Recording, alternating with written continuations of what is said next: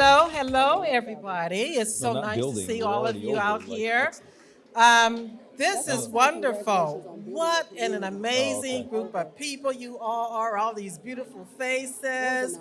You're here for a reason. yeah. In- Events, Once upon trusted a country, and time, international. there was a young Um, kid who had a uh, fascination with Thousands suits. I mean, This young virtual, kid, what the of as early as virtual kindergarten, event attendees. there he was wearing a It's true. suit.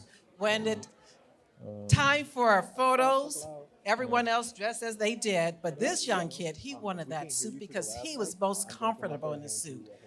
Yeah, I like hand That mics anyway, but okay. So, set the path as to where he was going to go in his life. And it wasn't so much about the suit itself as it was about the okay. Yeah, 'cause I can individual. do it. That kid became a young man. That kid became someone who has inspired and continues to inspire people.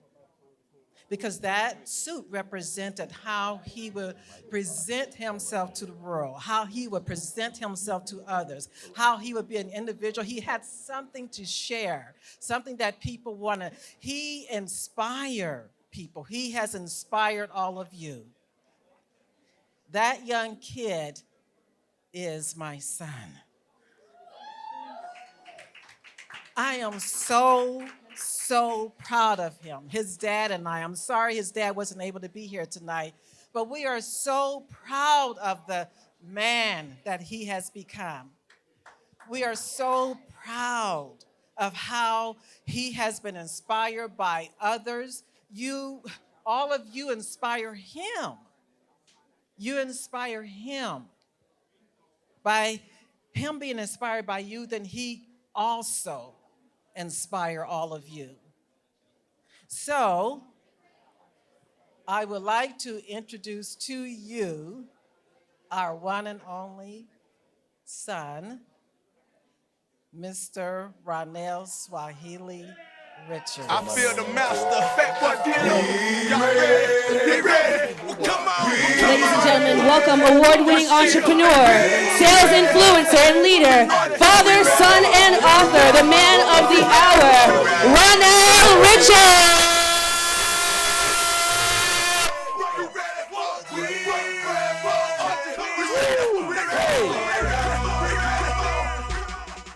It's ATL, right? That's how we do it in Atlanta.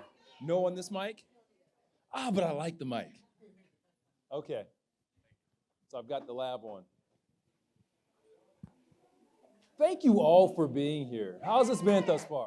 You having a good time? Yes, sir. In the back, are we having a good time? Yes. All right. So last year, March something, I don't know what day it was, March, somewhere in the middle of March, I was at a concert in downtown Atlanta at Tabernacle. Who knows the Tabernacle? So I'm at this concert with my wife and my daughter, and man, we're vibing. We went to go see Action Bronson's. Anyone know Action Bronson? Okay. All right, so we're watching this Action Bronson concert, and I'm like, yes, that's what I want. That is what I want for our Shut the Hell Up and Sell Summit. I want a concert. I want that vibe. I want that feel. So I called Shelby. I said, Shelby, I'm at this concert right now. This is what I want. This is what we're going to do. And guess what? We did it. We did it. I tell you that story not because I want a pat on the back. I'm telling you that story because it speaks to the power of intention and action. Okay? Intention and action. I was there, had this great experience. I said, that's what we want to do. And so we did it. A lot of you are sitting right now, you're waiting for your opportunities. Right here, I wrote a book. Jesus Christ, I can't even believe it. I wrote a book. And a lot of you guys have books in you. You want to write a book too. But you're waiting for that opportunity. You're waiting for someone to come along and say, Suzanne, you're brilliant. You are amazing. You're waiting for them to say, Eric, here's some money. I got you. I'm going to bankroll you. That shit ain't going to happen. You can do all the things that I'm doing. You are here because of the power of intention and action. Business and bourbon exist because of that. I think I'm a pretty good speaker. However, people weren't lining up to say, Ronell, come speak. Come to my event. Come do this. So you know what I did? I created my own damn event. That's what I want you guys to take from this story. Intention and action. Everyone here is talented, but too many of us are looking for someone else to give us that opportunity. One other little lesson in this. What did I tell you I did? I called Shelby up and I said, Shelby, this is what I want to do. And you know what Shelby said? Bet. Done. Let's go. You can't do this without a team. You can't do it without community. That's kind of a no-brainer, right? We see it on social media all the time. Team, community, all the network, all that other bullshit. Here's what they don't talk about. How to do it. They don't talk about that. I'll go get a team. And so here's where people go wrong is when they're trying to build team, they're trying to build community. It's like selfish reasons. I'm trying to build a community or this team so I can go do this.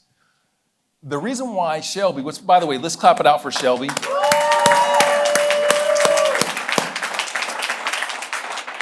She makes this thing go. So thank you. The reason why Shelby is down the way that she's down is because I have invested in her.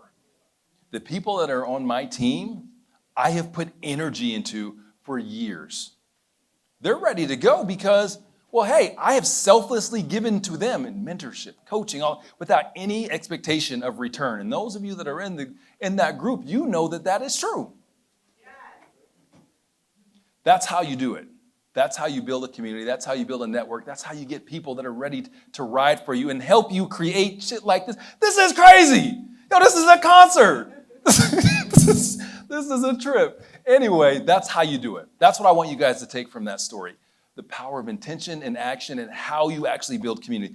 In the book, I think there's so much in the sales world. There's not enough like teaching of philosophy, connecting with whys, and then there's a lot of superficial stuff. Like, people don't really understand how to do the things that they should do to be successful. We talk about things like social selling. That's a buzzword. Social selling. What the hell does that even mean? We talk about these things like people know how to actually put the actions in place and what the recipe is to doing those things. So that's what I wanted to bring people closer to in this book. I wanted to bring you to philosophy first. So the first part of the book is it's storytelling. For those of you that have read the book, you know what I'm talking about. It's storytelling. Doug. I want to connect people with the why. And when I say why, I'm not talking about that, the big philosophical why. Why are we here? No, not that. Just why do we do the shit that we do? I'm going to tell you to do some stuff to be successful. Why should you do it? Where's the personal impact? How can you relate to it? So that's what I was trying to accomplish with the book. And so far, it sounds like we are kind of hitting the nail on the head with that. So I look forward to all of you that have not read the book yet. Read it. Let me know what your thoughts. Now, I know that Shelby's over here on the side, like doing this. Wrap it up, B. All right. So now I'm going to go into a brief reading.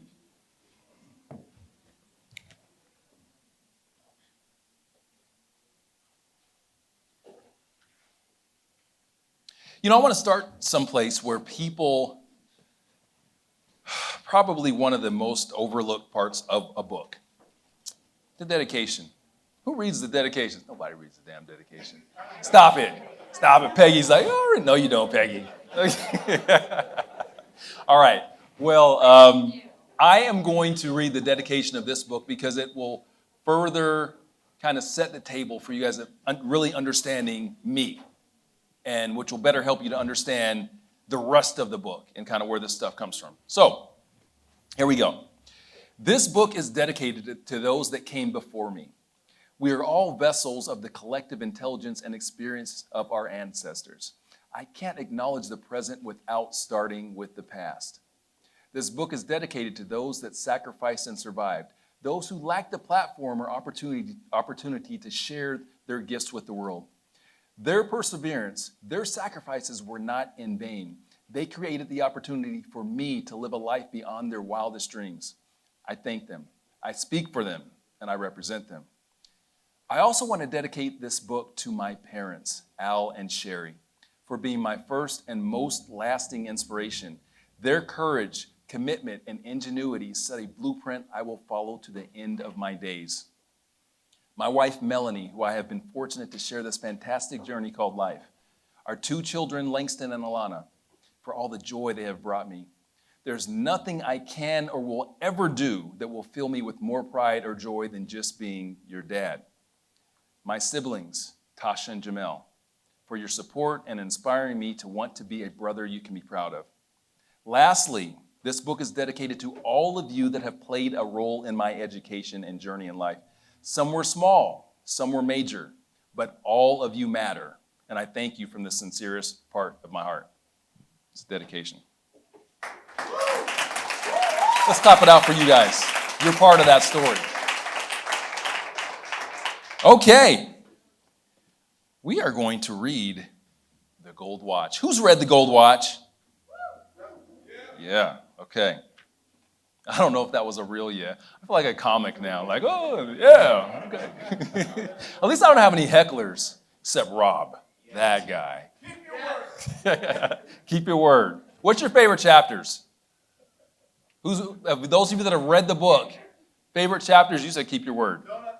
Donuts. I love the donuts. Okay, here we go, The Gold Watch. At 19 years old, I entered the world of professional sales. I had bounced around a bit, unsure of what I wanted to do. I felt the typical cultural pressure of figuring out what I would do for the rest of my life as a teenager. For younger readers of this book, that's stupid. Fight against societal pressure. Take your time to experience life and find your passions. When you pursue your passion, you'll never go wrong or have regrets. Unlike most, I was lucky.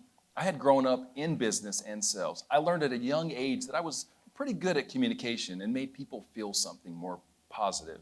So at 19, while in college, I decided to apply for a job at a jewelry store. Beth? I learned many lessons there, but one of the most enduring, integral parts of my sales philosophy is the gold watch. One day while working in the store, an older gentleman popped in. He was of average height, lean with white hair and tan skin. He looked like he spent all of his days on the golf course and was living his best life.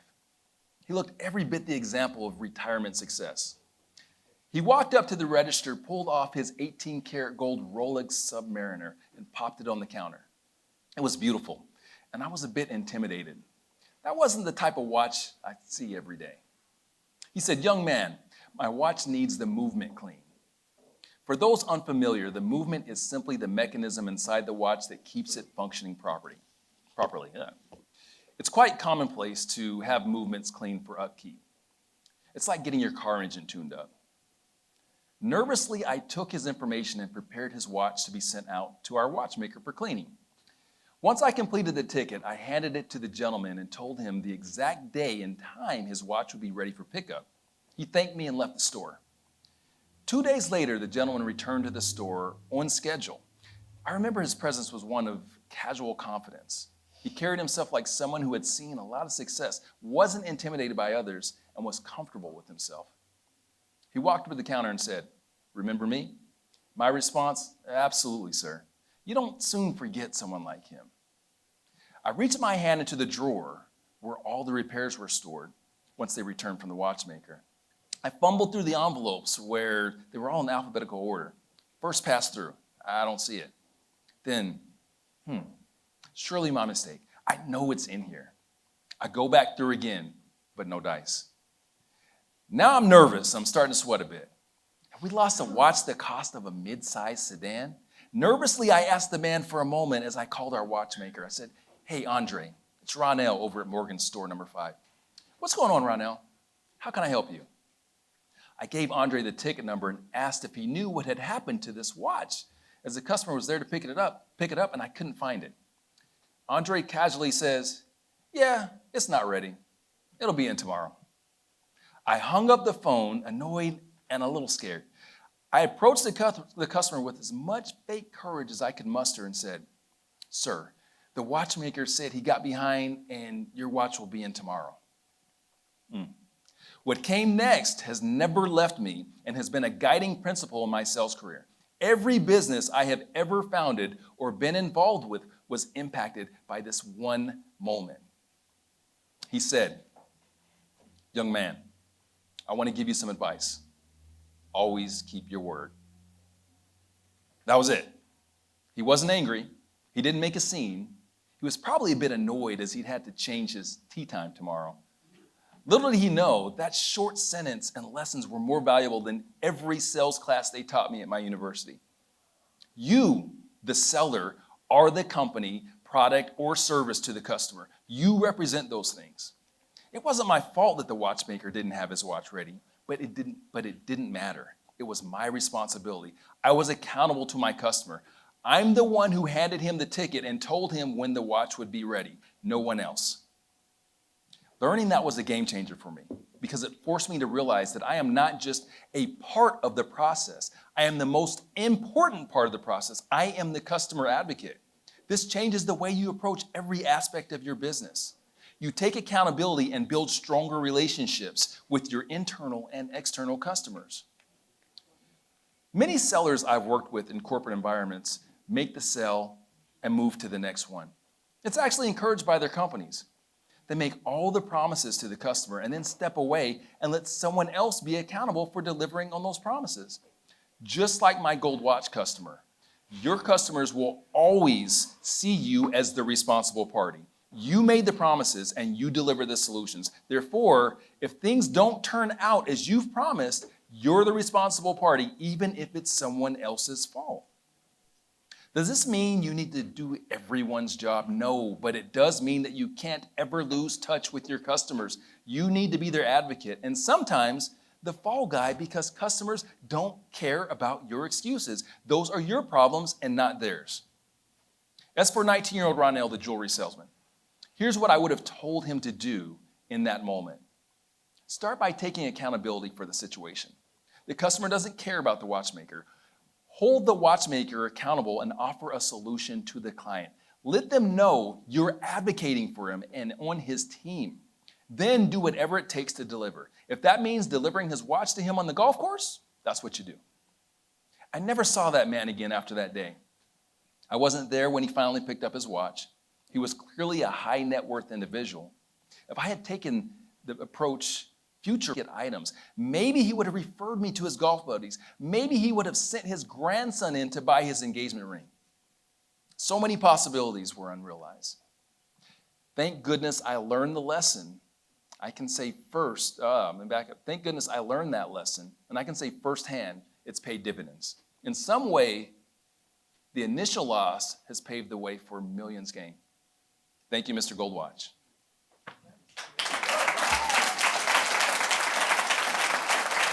Thank you.